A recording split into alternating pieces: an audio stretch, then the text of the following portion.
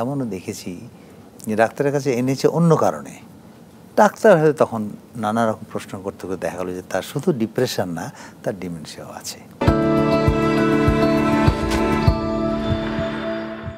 এখন স্যার একটু আপনার কাছে জানতে চাই স্যার, এটা তো ডিমেনশিয়ার একটি প্রকারভেদ আমরা শুরু থেকেই জেনে আসছি, আলঝেইমার্স ডিজিজটা। তো ওই পেশেন্ট ছাড়া পারিবারিক যে সদস্যরা রয়েছেন পরিবারের, বাকিরা আসলে কিভাবে বুঝতে পারবে যে তাদের পেশেন্ট আসলে এই ব্যাপারে আক্রান্ত? কারণ তারা আগে বুঝলে তারপরেই তো আমাদের ডক্টরদের শরণাপন্ন হবেন তারা। চমৎকার প্রশ্ন এটা, যেটা একটু আলোচনা হয়েই গেছে যে আমরা সাধারণ ভুলে যাওয়া আর ডিমেনশিয়ার ভুলে যাওয়ার মধ্যে তফাৎটা কী। ধরেন আপনি আপনার চশমাটা কোথায় রাখলেন, আপনার মোবাইলটা কোথায় রাখলেন, এরকম ভুল কিন্তু প্রায় হয়। এই 50-এর পরে এমনি আপনি একটা ছেলেকে ডাকতে যে আরও 3 জনের নাম ডাকলেন, এটা ধরে নিতে পারি আমরা যে এটা জীবনচক্রের একটা সাধারণ ব্যাপার, এটা আস্তে আস্তে ঠিক হয়ে যায়। কিন্তু যদি দেখা যায় যে যে ছেলেটার সাথে আপনি 1 ঘন্টা আগে কথা বললেন, তার 1 ঘন্টা পরে আপনি তাকে চিনতে পারছেন না, সকালে নাস্তা খেলেন, কিছুক্ষণ পর বলছে আমার নাস্তা দিল না তো আজকে, দিয়ে একটা রীতিমতো রাগারাগি ব্যাপার। হ্যাঁ, তো এইরকম যদি চলতেই থাকে তখন কিন্তু বাড়ির লোকজনদের অটোমেটিক একটা চিন্তা আসবে। নর্মালি কিন্তু খুব একটা আসে না, এই জন্য অনেক দেরি হয়ে যায়। হ্যাঁ, অনেকে আবার আমরা এমনও দেখেছি যে ডাক্তারের কাছে এনেছে অন্য কারণে, ডাক্তার হয়তো তখন নানা রকম প্রশ্ন করতে করতে দেখা গেলো যে তার শুধু ডিপ্রেশন না, তার ডিমেনশিয়াও আছে। শুধু বাড়ির লোকদের বোঝাটা খুব জরুরি যে ভুল হবে, খেয়াল করতে হবে যে ভুলটা তার রিপিটেডলি হচ্ছে কি না, এবং ভুলটা কতটা গুরুত্বপূর্ণ এবং কতটা সমস্যার সৃষ্টি করছে, এবং যে মানুষটা আগে এরকম ছিল সে এখন এরকম হয়ে যাচ্ছে, এবং এই ভুলের জন্যে সবারই প্রবলেম হচ্ছে। যে ব্যাপারটা হয় কি যে আসলে তার তো অনেকগুলো ডোমেইন, অনেকগুলো ব্রেনের অনেকগুলো ফ্যাকাল্টি ইনভলভ হয়, যেটা আগে বলেছি যে তার থিঙ্কিং চলে যায়, তার মেমোরি চলে যায়, তার বিচার বুদ্ধি বিবেচনা লোপ পায়, অনেক কিছু লোপ পায়। ফলে হয় কি, এবং তার আবেগের নিয়ন্ত্রণ কমে যায়। ফলে হয় কি, তার মধ্যে একটা দারুণ সীমাবদ্ধতা চলে আসে, প্রতিটি কাজে সীমাবদ্ধতা আসে, যেটা হয় কি বাড়ির সকলকে উত্ত্যক্ত করে। ওই যে একটু আগে একজন বললো না যে উনি খুব খিটমিটে হয়ে যায়, হয় কারণ তার ওই আবেগের নিয়ন্ত্রণ কমে যায়, এবং এটি চলতেই থাকে। তাহলে কিন্তু তার যারা কেয়ার গিভার তারা কিন্তু আস্তে আস্তে এক সময় বিরক্ত বোধ করবে। সুতরাং এইটি খেয়াল রাখতে হবে একটু যে এই ভুলগুলা কতটা গভীর হচ্ছে, কতটা দীর্ঘস্থায়ী হচ্ছে, এবং কতটা তার ব্যক্তিগত জীবনকে, তার পারিবারিক জীবনকে এবং তার অফিস আদালত ইত্যাদি সব কিছুতে ইন্টারফেয়ার করছে। তখন অবশ্যই আমাদেরকে ভাবতে হবে যে বোধহয় তার স্মৃতিভ্রষ্ট বা ডিমেনশিয়া হয়েছে। অসংখ্য ধন্যবাদ। স্মৃতি নিয়ে একটা কথা বলি স্যার, যেটা বলছি আমরা সবাই বলছি আমার কি স্মৃতিশক্তি নষ্ট হয়ে যায়।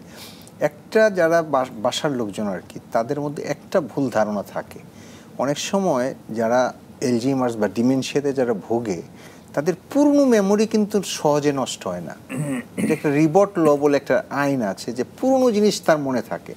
সে দেখা গেল 30 বছর 40 বছর আগে কে কী করছিল, কোন দিক দিয়ে কী হইলো, কীভাবে ঝড় আসছিল, কীভাবে ঘর ভাঙছিল, সেটা সে হুবহু বলে যেতে পারে। অমুক গানটা হয়েছিল, অমুক নাটকটা হয়েছিল, সেটা হুবহু বলে যেতে পারে। বাট প্রবলেম হলো রিসেন্ট মেমোরিতে।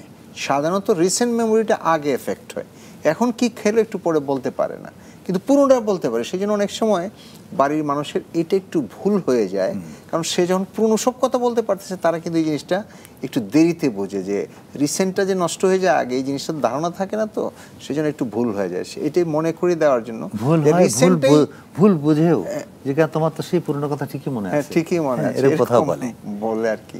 আবার স্যার যেগুলো বলেন সেই সাথে সাথে অনেক সময় দেখা গেল যে সে প্রস্রাব করতে গেল, ঠিক ওয়াশরুমটাতে না গিয়ে ঘরের কোণে প্রস্রাব করে দিল। এই জিনিসগুলি খুব কমনলি পাওয়া যায়। কিন্তু এই যে স্যার যেটা বলেন খাওয়ার বিষয়টা, খেয়ে আবার বললো যে কখন খাবার দিলাম, আমার তো খাবার দেওয়া নেই, এই জিনিসগুলি খুব ইম্পর্টেন্টলি দেখা যায় আর কি। স্যার আপনার সাথে কথা প্রসঙ্গে একটু বলতে চাই, আপনি শুরুতে বলছিলেন যে কিছু কগনিটিভ ডিসফাংশন এখানে দেখা যাচ্ছে, ট্রেমরও হয় অনেক সময়। এগুলোর সাথে যদি একটু এই আলঝেইমার্সটাকে একটু সংযোগ করতে চাই, তাহলে যদি একটু বলেন। কগনিশন, যে এটা কগনিশন মানে হলো থট, চিন্তা শক্তি, অনুভূতি, হ্যাঁ, অ্যাটেনশন, কনসেন্ট, মনোযোগ দেওয়াটা, এটা কগনিশনের জাজমেন্ট, এটা কগনিশনের পার্ট।